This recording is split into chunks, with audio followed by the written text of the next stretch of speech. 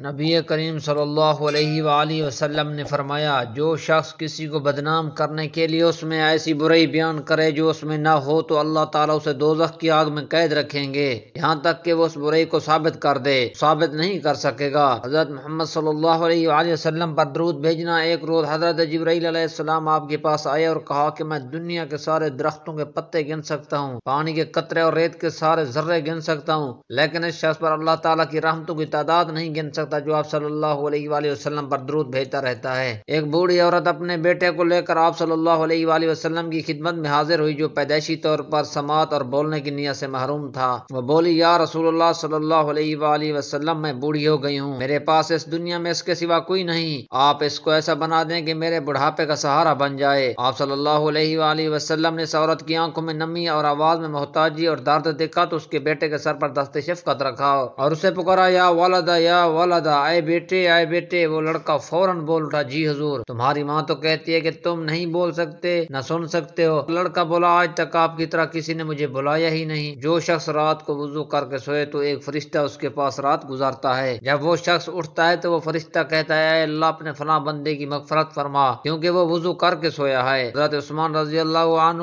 ام المومنین حضرت عائشہ صدیقہ روایت کرتی ہیں کہ جب حضرت عثمان ہمارے پاس آتے تو حضور پاک صلی اللہ علیہ وآلہ وسلم اپنا لباس درست فرما لیتے اور فرماتے کہ میں اس عثمان سے کس طرح حیا نہ کروں جس سے فرشتے بھی حیا کرتے ہیں۔ حضرت محمد رسول اللہ صلی اللہ علیہ وآلہ وسلم نے فرمایا، جس شخص نے وضو کرنے سے پہلے پہلا کلمہ پڑھ لیا، اللہ تعالیٰ وضو کے ہر قطرے پر ایک فرشتہ کھڑا کر دے گا جو قیامت تک کلمہ پڑھتا رہے گا، جس کا ثواب کلمہ پڑھنے والے کو اور سب کو بتانے والے کو قیامت تک ملتا رہے گا۔